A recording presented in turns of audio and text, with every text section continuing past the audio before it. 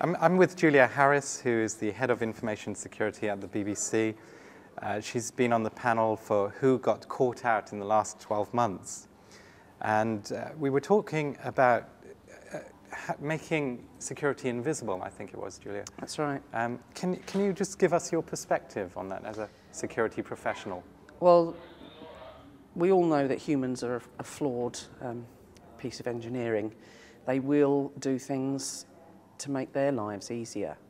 So if you give somebody a choice, and there's an easy way and quick way, and then there's the slightly more complicated, secure way, in these days where everybody's under pressure and frightened for their jobs, they're just going to take the easy route.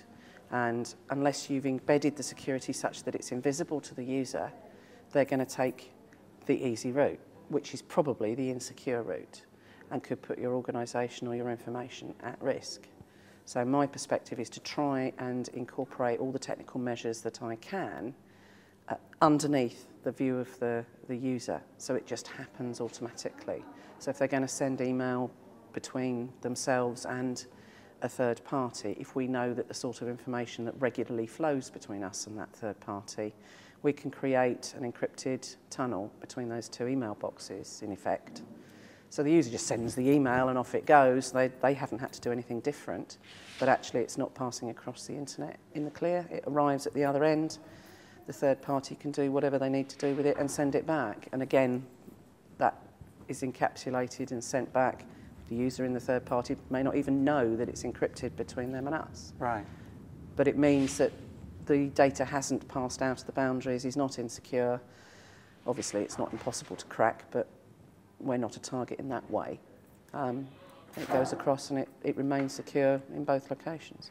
I was interested to hear you say that some of the awareness training we give our users may not take place in their head. So are you saying that all the companies who spend, thousands of pounds on user awareness training, are you saying that it's actually not?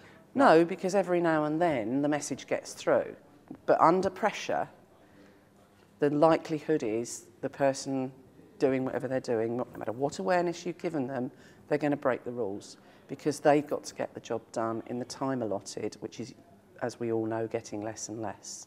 So they need to actually just do the job. And if the measures aren't there, they'll forget. They'll just frankly forget. We're all, human. We are. And I'm as bad at it as the next person. I'll do something and think, actually, I probably shouldn't have done that. And I should know. So if I can make the mistakes, then sure as eggs are eggs, the people who information security isn't their lifeblood are definitely going to make mistakes. So awareness is important, because every now and then someone might pause just over that send button long enough to go, I remember something in my training that said, and they might do something about it. So not doing awareness is foolhardy.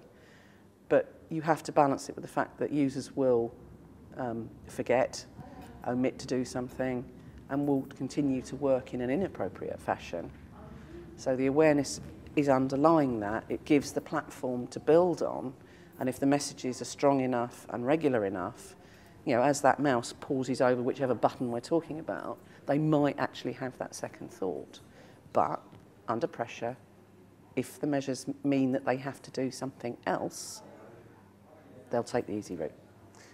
Now, we spoke about other areas that we could make technology invisible and security invisible to the user. So we've said one of these is making encryption invisible over email. Mm-hmm. What other areas can we hide security from our users, but enable that security so that they are actually complying with corporate policy? Again, using technical measures, so how and where you store your information and data. A strict regime such that if a particular area regularly deals with sensitive information that should be encrypted, when they save it to their shared area or their data store, it's automatically encrypted. They don't do anything, they don't know, because there's something on their desktop that can decrypt the information as it comes to them and re-encrypt it as it's put back or when it's added. The user doesn't have to try. It's done for them. And it's just a way of working and making it easy. You know? If you don't have to think and it's happening automatically in the background. But if someone asks them the question, is your data encrypted? They can sort of turn around probably to somebody else and, is this encrypted? Oh yeah, or the whole area is encrypted, it's fine. Oh good. So there's that kind of reassurance as well. You need to tell them that it's happening, but if it's automatic, then the person that's working in a hurry, they're going to save their data to where they always save their data.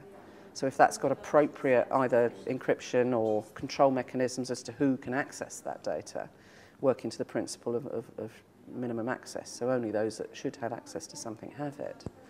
If you enforce that regime, it means that A, it's easy for you as an organisation to identify where the sensitive information is, and B, the user will just use it. And when they know that's happening, there's a confidence level.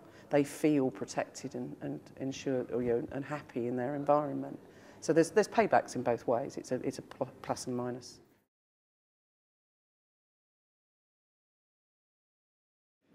Hello everyone, my name is Ben Chai. I'm the editor for SecurityVibes.com. If you've enjoyed this video or have any other comments to make, please do fill in the comment boxes and let us know what you think. Thank you.